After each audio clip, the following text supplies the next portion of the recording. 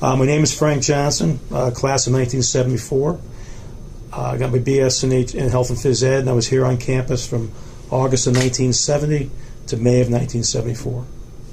I honestly enjoyed my years at ESSC, and I believe my answers to these questions will reflect that attitude. And I realize that most alumni believe their own personal niche on the ESU timeline was very special in its own unique way, and I believe I am not any type of exception. I'm originally from Connecticut, and I chose then East Stroudsburg State College out of curiosity, the fact that it was a highly rated HPE school, and I felt that I could continue my athletic career. I made a great decision, and I found inspiration throughout my stay at ESSC. I don't know if I can remember all the professors that I had at the time, but I think I can probably list a few that might hit a chord with people. And there's many others who made contributions to my personal development that I probably can't recall.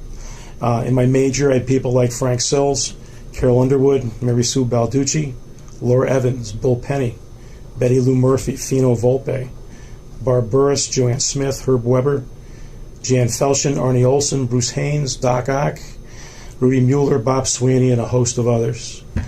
This group of educators came together in the late 60s and early 70s and definitely put their stamp of excellence on the field of health and physical education. Many were published and leaders in their discipline. They pioneered and developed a very high-quality approach to health and physical education and contributed to establishing ESSC as one of the top programs in the country at that time. My fellow HPE majors and myself were the big winners as this educational foundation provided us with very successful careers. Being an athlete, I was in touch with a lot of coaches at the time too. And the coaches who inspired me included people like Dick DeShriver, John McKeon, Clyde Whitman, Mary Ann Shum, Chuck Wolbers, Lee Roberts, Denny Dowds, and a bunch of others that I really didn't have contact with on the field, but in the classroom I did.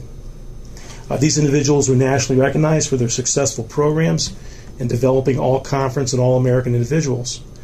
They further gained my respect and admiration by how passionately they followed their sports from the fields to the classroom. These outstanding coaches were also our activity and theory profs and true ambassadors of their respective sports. They paid it forward by teaching us how to teach, coaching us how to coach, and helping us to develop an understanding of how to break down skills and strategies into ways that any level could understand and be successful. And finally, I guess if I can remember the question, students who I was privileged to share my undergraduate education with. I found inspiration in my major and non-major classes from people who were passionate about their education, their work ethic, and their relationships. Being an HPE major and an all-around athlete, I was in class with a number of outstanding athletes who were also outstanding people in their own right. In fact, through some research, I counted over 30 All-Americans and a much larger number of all-conference players who were on campus the same time I was. Back in the early 70s, ESSC still had freshman teams, which allowed good high school athletes to continue competing. I was fortunate to be a starter on the freshman soccer, basketball, and baseball teams, so I was able to forge some great relationships with a number of fellow athletes. I continued with baseball, and I was an average collegiate athlete who shared the campus with some incredibly talented people. Example, these names will probably strike a chord too. In football, there was Tom Kozlowski, Willard Stem, Pat Flaherty, and Glenn Gottschalk. In soccer, we had Bob Rigby, Mike D'Alessio, and Dan Snyder. In field hockey, Carol Myers, Jane Hollinger, and Bobby Spillane. In basketball, Kevin Morrissey and John Lehman. Wrestling had Rich Schumacher, Ted Pease, Tony Petak, Kemble Matter, Bill Luckenbaugh, Freddie Swanson, and Bob Stetler. Track and field had Lenny Jenkins, Ed Long, and Pete Heason. Swimming had Mary Picanis. Lacrosse had Barb Heavey, Nancy Brune, Dean Donato, and Lit Hittinger. In archery had Janet Kemmerer, Glenn Daly, and Ray Morris. All Americans, each one.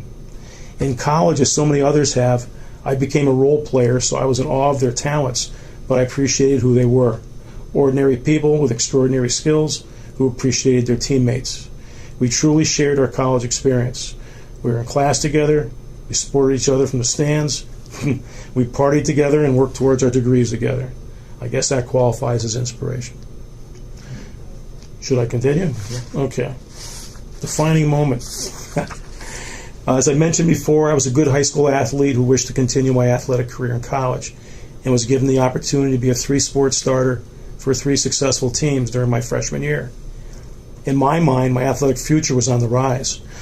Before my sophomore year, I made the decision to forego soccer to concentrate on basketball, my favorite and most proficient sport.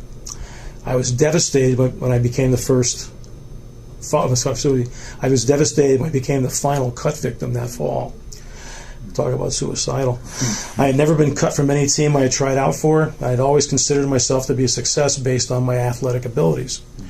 In my mind, I had one last chance to prove myself with baseball, and I threw everything I had into that endeavor. I barely made that team as a sophomore and saw very limited playing time. My junior year, I continued to persevere and fought my way to a starting position and continued on as a senior co-captain. My defining moment was finally realizing that being a big fish in a little pond high school athlete does not define me. My love of sports, the teamwork and camaraderie that permeate it, and the desire to be the best that I can be are elements of who I am.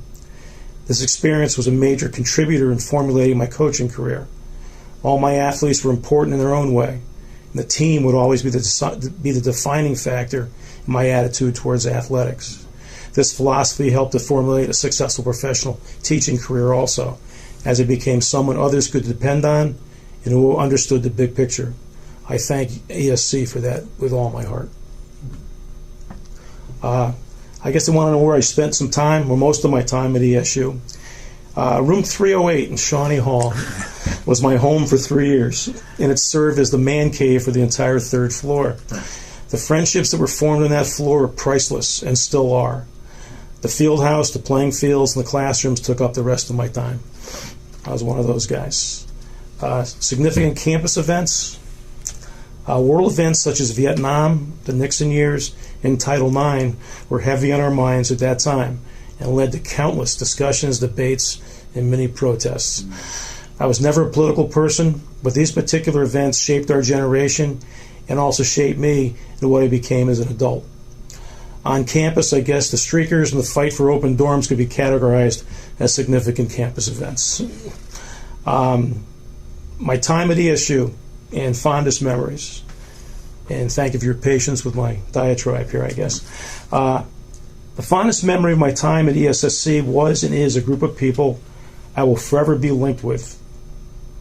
I'm incredibly fortunate to have met, forged relationships, experienced life with, and continued to be associated with a group of then wide-eyed freshmen who gathered on the 3rd floor of Shawnee Hall in the fall of 1970.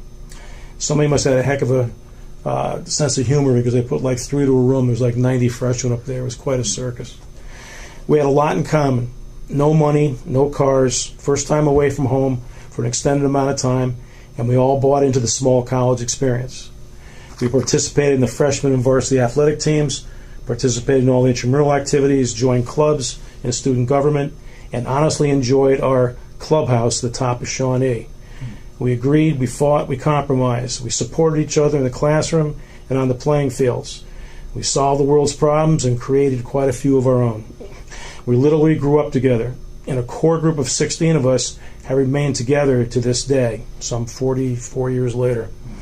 We celebrate weddings and the birth of children and grandchildren. We get together a number of times each year, including homecoming, vacations, catch-up, or simply to celebrate each other's lives. We got together and created the 3rd floor Shawnee Endowed Scholarship to establish a legacy of who we were and who we are. The criteria for awarding a recipient is a reflection of all of us. Got to maintain a 2.5, must have lived in a dorm, must be involved, sorry about that, in campus activities, and of course, must have taken out loans. Incredibly average and extraordinary at the same time. And to further cement our relationship with ESU and ESSC, we dedicated a tree behind Shawnee in honor of some people who were the ones who helped us graduate and become successful educators, administrators, contractors, lawyers, entrepreneurs, and spouses, parents, and friends. We dedicated to our own parents. Obviously, I've said much more than enough to take care of the questions you guys are going to ask, and hopefully I covered as many things as I could. Yeah, great. Thanks very much. The Vietnam War protests, you remember anything about that? I was a very sheltered human being, to be quite honest with you. I was signed, sealed, and delivered for West Point when I was a junior in high school. And we had a local state senator who was the father of a girl that I used to know, one of those things. And I got the whole thing in. I'm going to make sure this doesn't happen again. So I'm sorry. I still have a flip phone, too. Imagine that. But what happened was my sister, who was like 5.5 years older than me, very much involved with Flower Child from the 60s, basically. And what happened was she just sat me down and said, you need to watch TV. You need to see what's going on. You need to read some books. You need to open your eyes because you're just being stupid. And I realized, yeah, I was. So I checked out what was going on, realized that maybe I'd be better off in the educational field, went that route. We got on campus, and it was just interesting how a person like myself, who was, I believe, was small town in Connecticut, and my father's staunch Republican, trying to figure out life. And my eyes were opened up here. You'd be on campus somewhere, like just to go study on a bench, and that would turn into not just a debate, but an argument. And yet people were passionate about many things, not just the war itself, but the philosophy behind the war and why it affected so many of us and what was going on and who was not coming back. And I think my freshman year, we were sitting in Don Weedy's room on third floor, the TV we had snuck in. We watched our lives get picked away with the ping pong balls. I was number 287. September 24th, 1952 was number 287. December 4th, 1952 was number 1. We had two guys in the room that were on the floor that were number 1. One guy went to Canada, and one guy never came back. What year was this? 1970. Yeah, they were still doing the ping pong balls back then. If you were 100 and under, you were going. If you're between 100 and 150, you had a chance to use your deferments one way or another. Over 150, there probably wasn't going to be a chance. But they were very adamant about under 100. So that woke you up. My pros at the time, I had people like Tony Gaglione, Christofides, Dr. Christofides. Trying to think of some of my non-major guys. Dr. Bazik. A number of, I can't remember the exact name. Dr. History just died recently. Dr. Henwood. They brought that into the classroom, and we discussed things that were important. So, yeah, that was my. I had friends that went. I had friends that came back. I had friends that didn't. I had neighbors, family members, whatever. But yeah, that was a big chunk of people. That was who you were at that time. If you were in college, that's who you were. Do you have any questions? Well, so did you get a deferment? Yes, I was number 287. There's no way I was going. Right. Like I said, we sat up there in that room watching all the ping pong balls, and people would come back from class, and not from class, it happened at night, but coming back from either a lab or a night class, whatever, and just ask questions going like, what's going on with the numbers. We had a guy kept the chart a whole bit, because here you are like 18 years old, and there you go. And then you graduated in 74. Yes. So there was a year there, right? Was that a year where he could have been drafted? Well, the war really was winding down by 72, 73. Yeah. It was, Because Nixon got elected because of his behind the doors cooperation with the North. So because I just saw a documentary a couple days ago, and what went on there was that basically got him elected.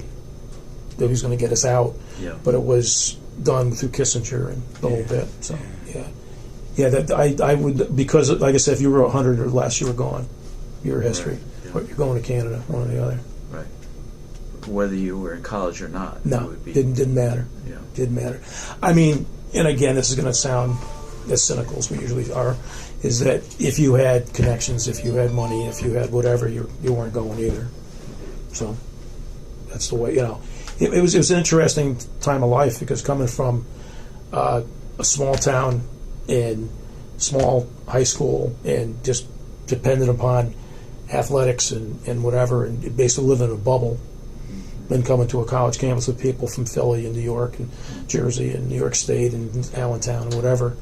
It just it was a culture shock to a point of just saying, yeah, this is a real world.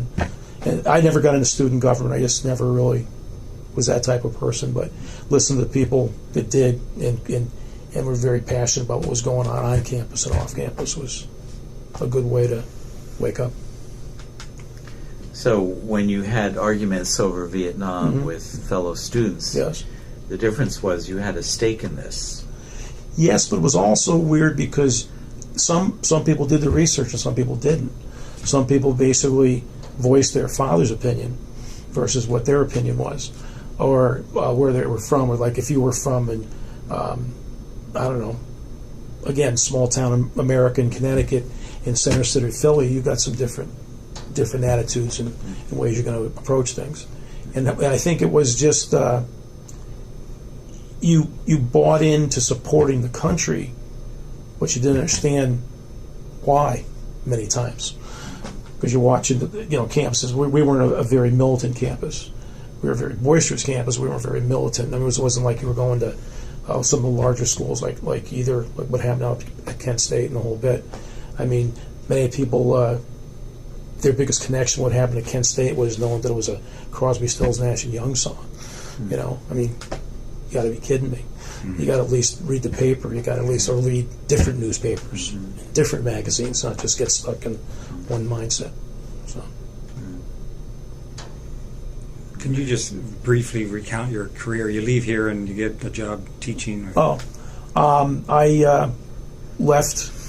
I was convinced I was going to get a job in New England somewhere as a basketball and baseball coach at a high school, and didn't get a job. I got out, spent the whole summer looking for a job, and Lee Roberts was my head baseball coach, and he offered me a graduate assistantship.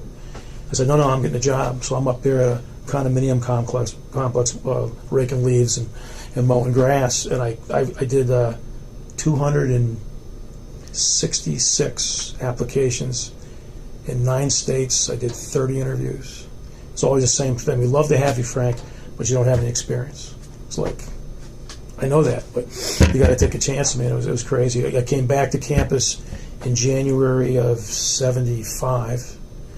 Took the graduate assistantship, did some work there. Still getting a job. Stayed on as I was a recreation director at a honeymoon lodge for about 6 months. That was quite an experience. And then went back to live with my parents. Moved to my parents' house and said, I drew a circle of 30 miles around my parents' house in Connecticut and said, I'm going to go to every school and make sure they know that I'm here so that I can hopefully get a substitute job for a little while. And on my way around, I stopped at one school, and the principal was a guy who was a referee when I was playing. He goes, there's a job opening. It's like 3 towns over. You better get over there. I said, I can't afford that because I'm making $18 a day as a sub, so I got to make sure that I can figure it out. So I get to that school, and I always kept my transcripts with me and all my paperwork. So I go in, I hand it to the person, and they, thank you very much. I hand deliver everything. And back then, the copies were expensive. So this one school was an elementary school. The woman was a teacher, was female. She was like 9 months pregnant.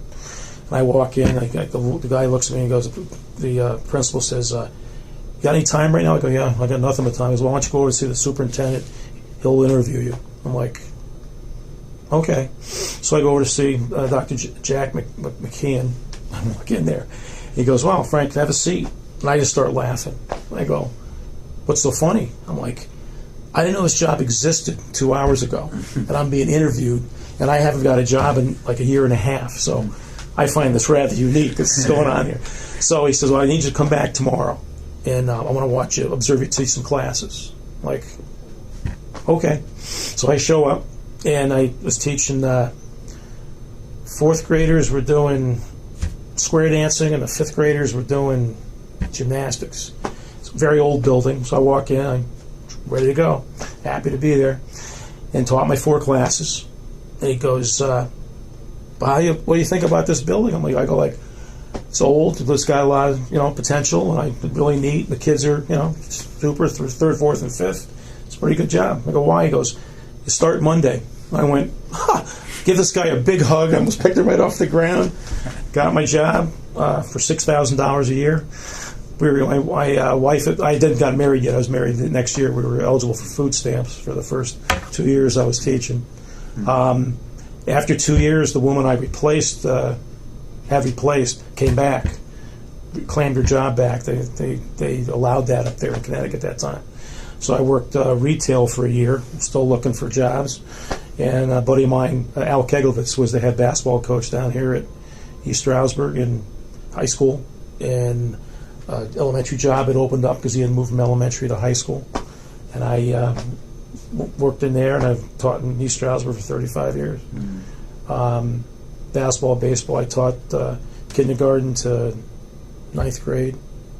It's a great gig, and I believe this institution did definitely prepare me for good things. I enjoyed every minute I taught too. It's an amazing job to get. We always used to joke about it's amazing we get paid to do this. We're teaching health and phys ed. We're coaching. You got to be kidding me, okay? And you get every holiday off, and you get snow days, and you get a month and a half in the summer, and you're still getting paid. When I moved down to Pennsylvania, my salary doubled. Like, geez, I'm living large. Maybe we can buy a house in a couple of years. So, I very much enjoyed my career in education. It's a good time. Great. Anything else, Peter? All right, that was great. Well, thanks for Frank. Thanks for letting.